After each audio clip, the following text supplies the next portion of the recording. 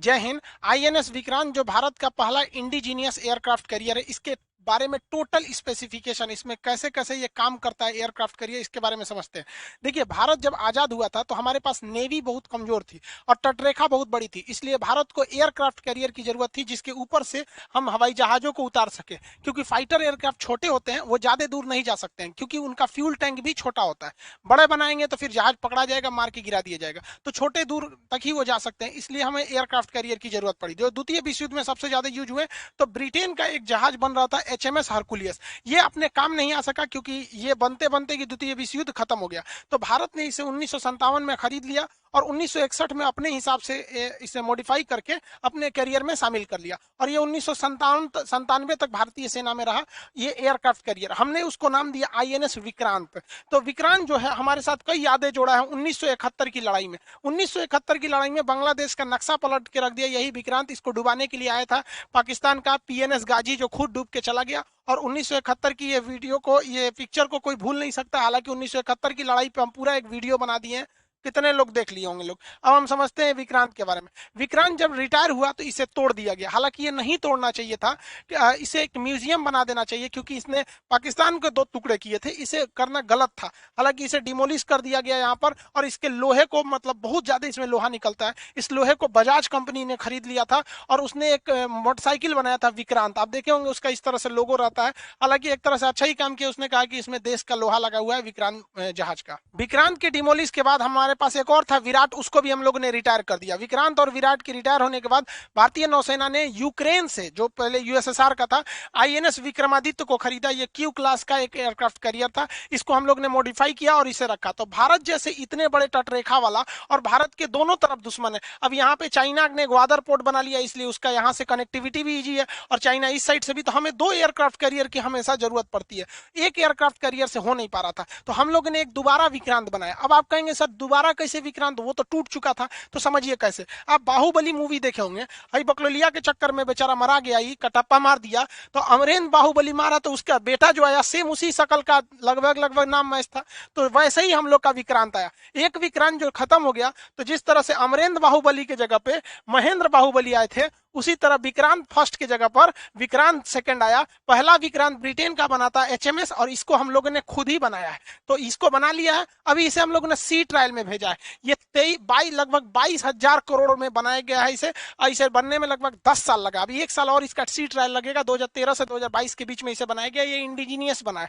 जब कोई चीज उसी देश में बनता है तो उसे इंडिजीनियस कहते हैं। तो इसका लगभग 80% पार्ट, 60 से 70%, 80 नहीं, इंडिया में ही बना है, तो इंडिजीनियस है। बाकी बहुत सी चीजें बाहर से आती हैं, ऐसा कोई बड़ी बात नहीं है। इसमें लगभग लगभग आप समझिए कि 1.25 लाख हॉर्स पावर की इसकी क्षमता है, यानी 1,10,000 घोड़ा मिलकर जितना खींचेंगे सोचो अकेले खींच देता है।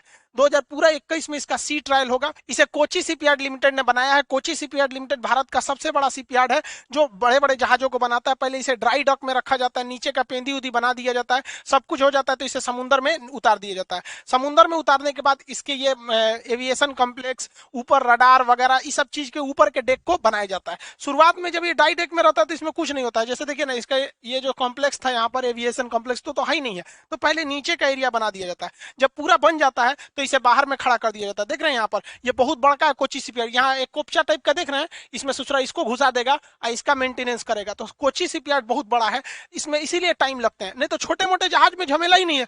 कोची शिपयार्ड को बड़का जहाजुआ बनाने में दिक्कत होता है, कई किलोमीटर मतलब लंबे होते हैं सब एरिया में। छोटका छोटका को तो थोड़ा टांग के उठा देता है कि चल चल जो मछली मारना है यहाँ पर। आईएनएस विक्रांत को अभी बनाकर इसका सी ट्रायल में उतार दिया गया। इसकी लंबाई 860 फीट, 203 फीट इसकी जो विड्थ है, 184 फीट इसकी ऊंचाई है। यहाँ पर एरिया लगभग 2.5 एकड़ में है। सोचो उतना एकड़ जगह है यहाँ पर।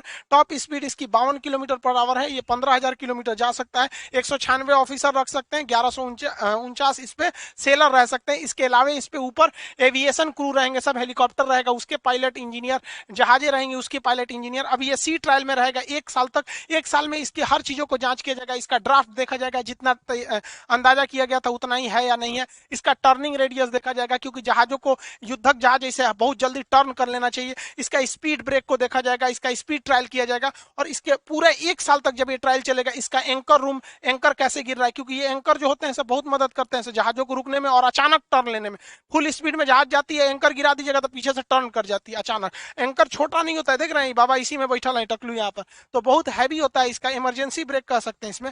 इसके इंजन वगैरह की जांच होगी, बहुत हैवी इंजन लगाया जाता है इसके इंजन को पास क्या किया गया, देखिए डीजल इलेक्ट्रिक इंजन लगाया जाता है इसमें। इंजन का जो शाफ्ट जितना लंबा रहेगा उतने जल्दी जहाज पकड़ी जाएगी, क्योंकि जितना लंबा ये इंजन का ये प्रोपेलर शाफ्ट आएगा उतने ज्यादा जहाज में वाइब्रेशन आएगी। जो इस पे एयरक्राफ्ट कैरियर रखे जाते हैं वो ऊपर नहीं रखे जाते, इसके नीचे वाले डेक में रहते हैं, सेकंड फ्लोर पर, और नीचे ले जाने के लिए यहाँ एक लिफ्ट लगा रहता है जिसे हम लोग एयरक्राफ्ट लिफ्ट कहते हैं, और इसी में जहाजों को रख के नीचे लेके जाया जाता है यहाँ पर। अब ये इसके बारे में भी कुछ लोग करें ये छोटा है बड़ा, इसको समझिए यहाँ पर।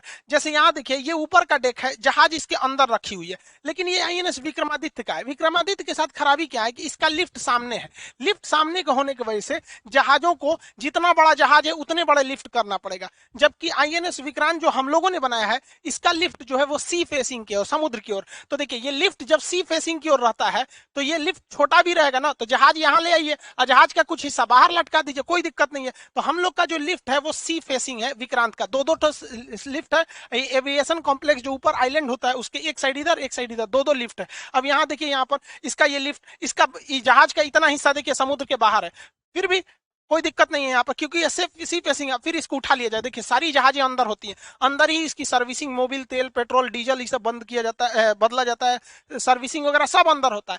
जहाजे में फ्यूल वगैरह सब अंदर लोड कर दिया जाएगा, हथियार वगैरह लोड करके उसके बाद ऊपर ला दिया जाता है, ऊपर खड़ा है सब जो है सब ऊपर एकदम रेडी है सभी सब।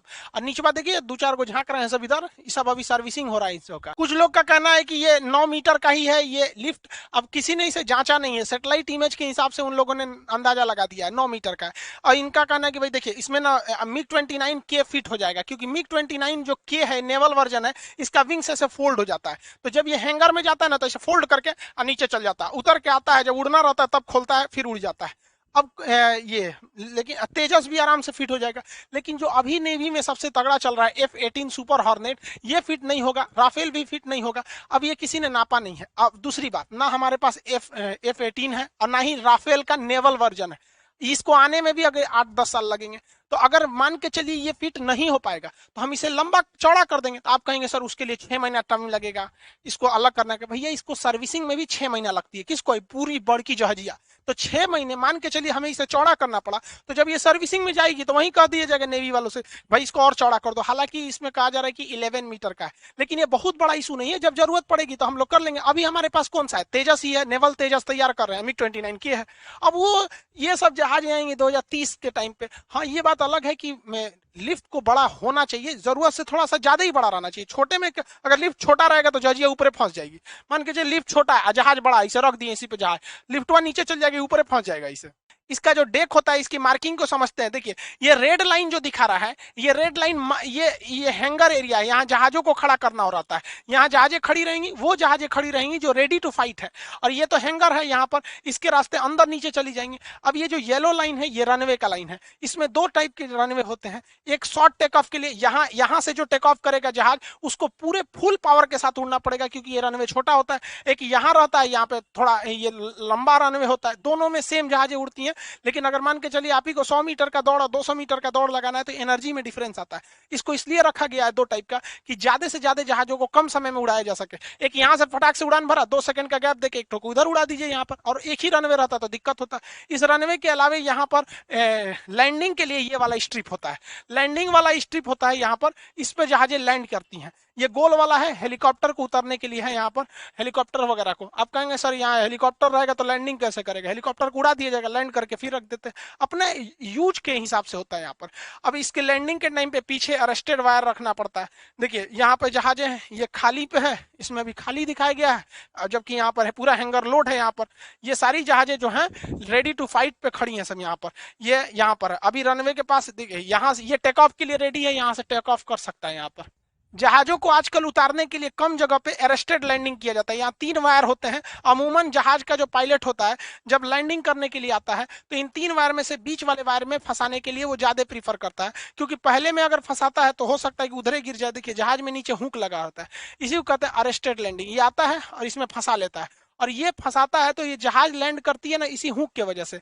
और ये जहाज जो भी पायलट आता है फुल पावर के साथ लाता है कि बाई द वे अगर हुक ना फंसे तो वो वापस लेके उड़ जाए, और फंस गया तो खुद ही रोक लेगा। और पायलट को पता भी चल जाता है, वो फुल पावर से आता है और केवल चक्का टच करता है और वो सोचता है कि भाग जाए, और अगर फंस गया उसको लगता है कि नहीं नहीं भाग रही है तो समझ जाता है फंस गया है, रोक देता है, और नहीं तो लेके फिर वापस उड़ जाएगा। कभी कभी नहीं हो फंसता है। पायलट को यहाँ पे लैंडिंग कराने में सबसे समस्या आती है, क्योंकि एयरपोर्ट पर लैंडिंग कराना इजी होता है, लेकिन यहाँ पे जहाज कभी ऊपर नीचे घूमते हैं, कभी ऐसे, कभी लहर मारती है, उसपे से जहाज मूविंग होता है, तो इसको एंगल मिलाना बहुत मुश्किल हो जाता है कि इसका एंगल कैसे मिलाया जाए। तो इस एंगल को मिलाने में टेकॉन रडार मदद करता है। ये ऊपर से ये जो रडार देख रहे हैं यही बताता है कि देख बबुआ तोरा लैंडिंग, तो जहाज को थोड़ा सा और ऊपर करो, नीचे करो, दाहिने बाएं। समझ जाइए कि ये जिस तरह से वहां पर आईएलएस सिस्टम काम करता है ना एयरपोर्ट पे, वहां पे ये टेकॉन सिस्टम काम करता है, और यही बताता है ताकि लैंडिंग आराम से इस पर किया जा सके और इजीली यहाँ पर अरेस्टेड लायर को फंसाया जा सके। इसके ऊपर ये वाला रडार को देखेंगे तो ये मेरीन रडार होते हैं, नेविगेशन रडार और मेरीन रडार। इनका काम क्या होता है, मेरीन रडार छोटे मोटे टारगेट को पकड़ते हैं, जैसे ड्रोन आ गया या छोटे शिप आ गए सब, नहीं तो इसे इसी में बम बांध के लड़ा जाएगा तो भड़किए जाएगा। और नेविगेशन रडार जो होते हैं वो रास्ता बताते हैं जहाजों को कि ये रास्ता है, इधर से जाइए, नहीं तो पता चला समुंदर ऊपर से तो दिख रहा है समुंदर है, नीचे से कोई पहाड़ खड़ा रहेगा तो पेंदिए रगड़ा जाएगा उसका। तो ऐसी समस्या ना आए इसके लिए कई तरह के इसमें रडार लगाए जाते हैं। इसके अलावा अगर आप यहाँ पे ऊपर देखेंगे ये वाला, ये सेलेक्सर आरएन रडार, ये बड़े साइज के होते हैं, 2 ठो लगाए गए हैं यहाँ पर। ये एक इस साइड में उधर से में, ये वार्निंग रडार होते हैं। ये 400 किलोमीटर रेंज होता है। 400 किलोमीटर के दायरे में कुछ भी आएगा पूरा वार्निंग सिस्टम को ये दे देगा। इस सारे सिस्टम को इसके ऊपर ही इसको लगाया जाता है ताकि वार्निंग इसको दिया जा सके। इसका जो मेन रडार लगाया गया है एमएम स्टार रडार लगाया गया है, मल्टी फंक्शनल रडार।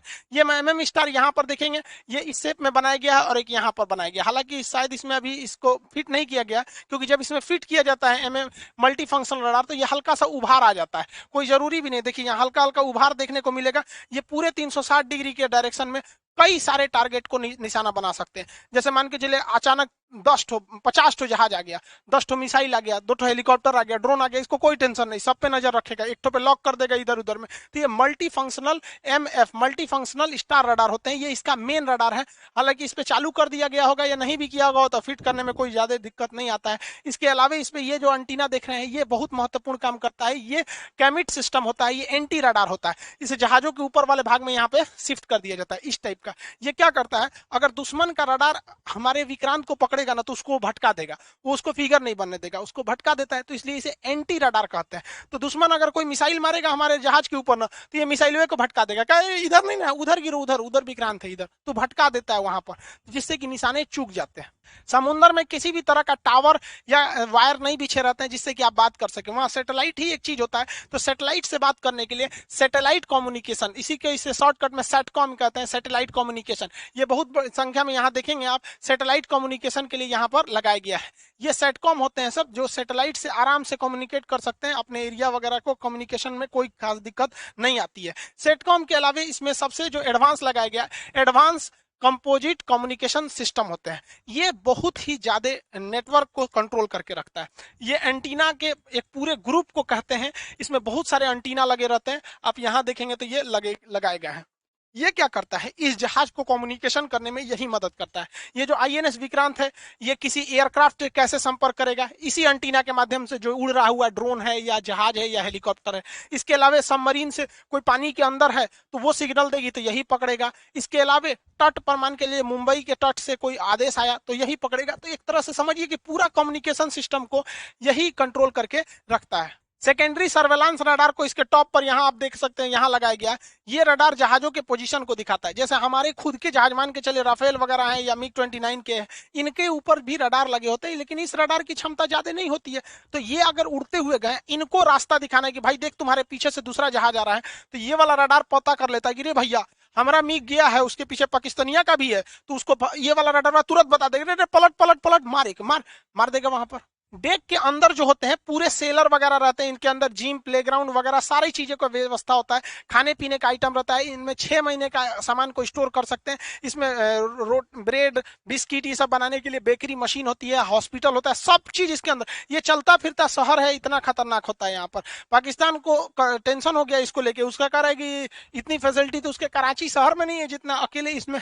इसके ऊपर वाले इस पार्ट को हम लोग कहते हैं एविएशन कॉम्प्लेक्स, इसे आइलैंड भी कहते हैं लोग यहाँ पर, नहीं तो इसे एविएशन कॉम्प्लेक्स या सुपर स्ट्रक्चर कहते हैं। इसी पे सारा कमांड सिस्टम इसी पर रखा गया रहता है।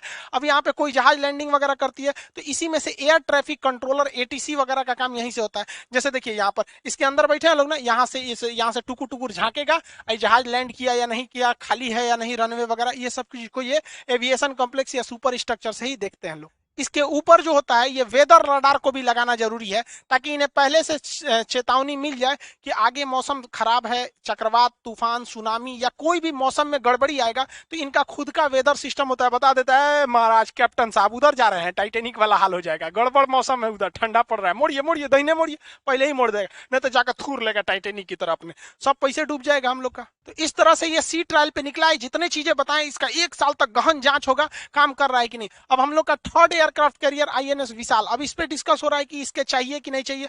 बजट के अभाव में कहा जा रहा है कि भैया इसको नहीं चाहिए, हालांकि हमें थर्ड एयरक्राफ्ट की जरूरत जरूरी है वहां पर। और थर्ड एयरक्राफ्ट जो आएगा उसमें ये स्की जंप वाला सिस्टम नहीं होगा। स्की जंप में जहाजों को ऐसे इसके ऊपर जाके ऐसे जंप करके उड़ाया जाता है, जिस वजह से अपनी फुल क्षमता से नहीं उड़ पाती है। जबकि अमेरिका वगैरह में देखेंगे तो उसमें कैटापुल सिस्टम है, छोटे से रनवे, बस इतने दूर में जहाजें उड़ जाती है, 2-2 रनवे। इसमें क्या किया जाता है ना, जहाज के निचले चक्के को नीचे एक मशीन होती है गुलेल टाइप का, उसमें फंसा दिया जाता है और वो उसको फेंक देता है ऐसे गुलेल टाइप का, तो उड़ाने के लिए कोई दिक्कत ही नहीं है। तो विक्रांत में हम लोग आने वाला थर्ड एयरक्राफ्ट कैरियर के लिए हमें इसकी जरूरत पड़ेगी और रखना भी चाहिए हम लोग को, क्योंकि देखिए थर्ड एयरक्राफ्ट कैरियर की हमको जरूरत है, क्योंकि भारत की जो तटरेखा है आप देखेंगे एक लंबी तटरेखा है, तो इसको हमेशा 2 एयरक्राफ्ट चाहिए। अब हम कहेंगे सर 2 ठो है, भाई एक ठो अगर सर्विसिंग में जाता है ना तो 6 महीने लगते हैं उसको रिपेयर सर्विसिंग, इतना बड़ा एरिया है उसको करने में, तो एक ठो तो सर्विसिंग में जाएगा, तो एनी टाइम हमारे पास एक ही अवेलेबल रहेगा। तो 3 ठो रहेगा तो एक ठो सर्विसिंग में गया, 2 ठो रेडी है, तो हमें 3 चाहिए, एक हिंद महासागर, एक अरब सागर, एक बंगाल की खाड़ी, एक सर्विसिंग के लिए चाहिए। और दूसरा हमें बनाने में जाता क्या है, वरना यूक्रेन का हाल हो जाएगा। दुनिया में सबसे ज्यादा एयरक्राफ्ट मतलब पानी वाली जहाजों को बनाया था यूक्रेन ने, जब रूस जो था यूएसएसआर था 1991 में जब यूएसएसआर टूटा तो इसके जितने भी वो शिपयार्ड थे उसको छोड़ दिया गया। दुनिया में जितने भी बड़े बड़े रूस ने एयरक्राफ्ट कैरियर बनाए हैं वो सब के सब यूक्रेन में बने हैं। और आज हाल यूक्रेन का ये हो गया है कि यूक्रेन जहाज बनाना भूल गया, क्योंकि उसने कुछ आगे शिप बनाए नहीं, अब उसको जहाज बनाने के लिए तुर्की से खरीद रहा है। तो वही हाल हमारा हो जाएगा अगर हमारे पास कैटापुल्ट टेक्नोलॉजी नहीं है जो जहाजों को उड़ा सके। तो क्या दिक्कत है भाई साहब, हम लोगों ने ऑलरेडी बना रखा है एक एयरक्राफ्ट कैरियर, ये विक्रांत हम लोग के पास ऑलरेडी है, हमारे पास इसका डिजाइन है, नक्शा है, हर चीज है।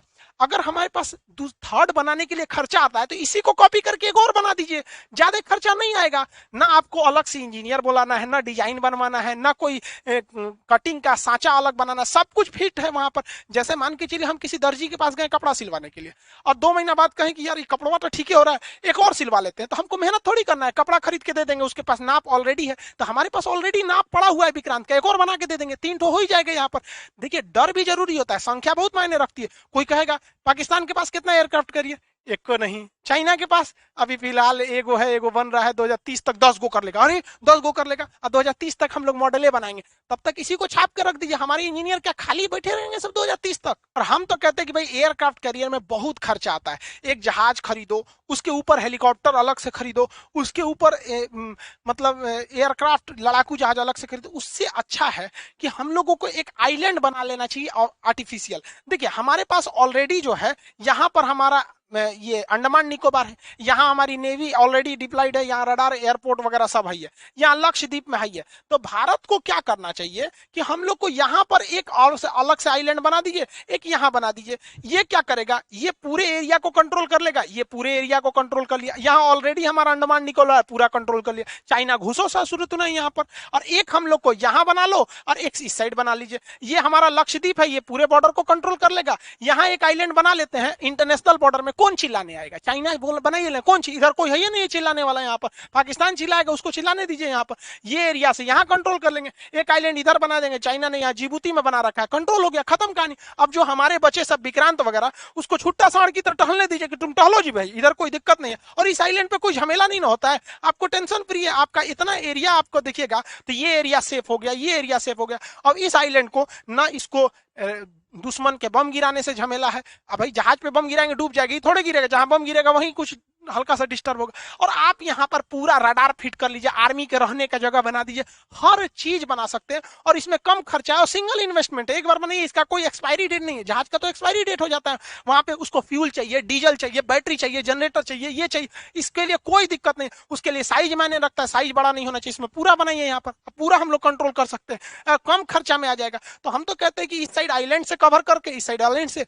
और दूगो को यहाँ पे 3 गो लेते ही, एगो सर्विसिंग होगा, दूगो छुट्टा सांड की तरह घूमेंगे सब। आप क्या सोचते हैं कि क्या हमें आइलैंड पे वर्क करना चाहिए कि नहीं? क्योंकि इतना बड़ा जो एयरक्राफ्ट कैरियर है, ये एक मिसाइल भी अगर इस पे बढ़िया से हिट कर जाएगा तो कोई रिस्क है। हालांकि मिसाइल को ये हिट होने नहीं देता, इसमें बहुत सारे सिस्टम लगे हुए हैं। अब पाकिस्तान क्या क्या कहना है, देखिए ये सब साले सब पूरा बैल है सब।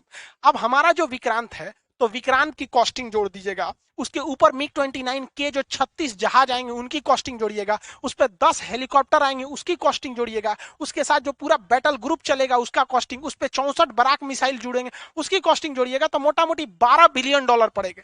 और पाकिस्तान के पूरे तीनों सेनाओं को मिला दीजिएगा, थल सेना, वायुसेना, जल सेना, नौ सबको, तो $11 बिलियन का बजट है। सोच रहे हो उनके पूरे बजट से ज्यादा हम लोग का एक जहाज है, तो ये क्या करे सब? तो इन्होंने चाइना इनको ठग दिया। अरे बैल कहीं का, चाइना ने कहा हमने एक मिसाइल बनाया है, मिसाइल का नाम है CM-400, ये मिसाइल जाके मार देगा विक्रांत को। इन गधों को इन्होंने बताया ही नहीं कि इस मिसाइल में गाइडेंस सिस्टम उन्होंने दिया ही नहीं है। अब विक्रांत अपना जगह बदल देगा तो ये वहीं जाके गिर जाएगा, पूरी तरह से लोल है। इनको दे दिया है, कितना दिया है? 60 गो, जबकि इन गधों को कुछ पता ही नहीं है कि INS विक्रांत जो है 64 गो बराक 8 मिसाइल रखता है। ये बराक 8 मिसाइल इजराइल का बना हुआ, इंडिया इजराइल मिल के बनाए हैं सब, और आयरन डोम जो इजराइल ने गाजा के रॉकेटों को मार देता है, उसका बाप है ये। आयरन डोम की तो क्षमता 10 किलोमीटर होता है, इससे 150 किलोमीटर मारेगा, और उसके आगे ही कह रहा है कि हम फेंकेंगे मर। अरे यार, अगर विक्रांत चुपचाप अपना लंगर गिरा के ब्रेक मार देगा ना, तो तुम्हारा मिसाइल पानी में गिरेगा, और तुम्हारा JM-17 एक लड़ाकू जहाज दुइये को लेकर उड़ सकता है, और इसके ऊपर हमारे विक्रांत के ऊपर ऑलरेडी फाइटर जहाज है, ये जाके उस जहाज को मार देंगे तो ना, हम मार देंगे यहाँ पर। उसके अलावे 76 mm का कैनन लगा हुआ है, तोप से मार के गिराया जा सकता है, या फिर हमारे पास AK 660 मशीन गन लगे हुए हैं, ये पॉइंट मशीन गन होते हैं, इनको रडार से फिट कर दीजिए, ये जिधर देखेंगे निशाना लगाने की जरूरत नहीं, रडार से देख के मार देते हैं वहां पर। लेकिन ना, ये मार के गिरा देंगे हमारे विक्रांत को। इन ससुरों को कुछ अते पते नहीं है यहाँ। आई होप आप विक्रांत के सारे एवियोनिक्स और रडार सिस्टम को समझ गए होंगे। आपकी क्या राय है, भारत को केवल एयरक्राफ्ट कैरियर पर डिपेंड रहना चाहिए कि साथ साथ इसके पैरेलल आइलैंड पर भी डेवलप करना चाहिए? क्योंकि चाइना ने आइलैंड्स को मिलिट्री आइलैंड बना रखा है, दुबई ने तो आइलैंड पर पूरा शहर ही बसा रखा है। यूपीएससी या स्टेट पीसीएस के एग्जाम में मेंस में आप देखेंगे साइंस एंड टेक के पोर्शन में एक क्वेश्चन ऐसे जरूर रहते हैं टेक्नोलॉजी से रिलेटेड, तो ये अभी करंट का है, तो ये अक्सर पूछने की संभावना भी है। और बीपीएससी का तो नोटिफिकेशन भी दिसंबर में एग्जाम भी है, दरोगा, सीडीपीओ, बीपीएससी लाइन से सबके एग्जाम है, इसके बैचेज भी बहुत जल्दी आने वाले हैं। 17 अगस्त से क्लास भी खुल जाएगा, और बैच जैसे आएंगे तो हम आपको उसका इन्फॉर्मेशन दे देंगे, उसके बैच कब आते हैं। और आप सभी लोग को 15 अगस्त की ढेर सारी शुभकामनाएं। मिलेंगे नेक्स्ट क्लास में। जय हिंद।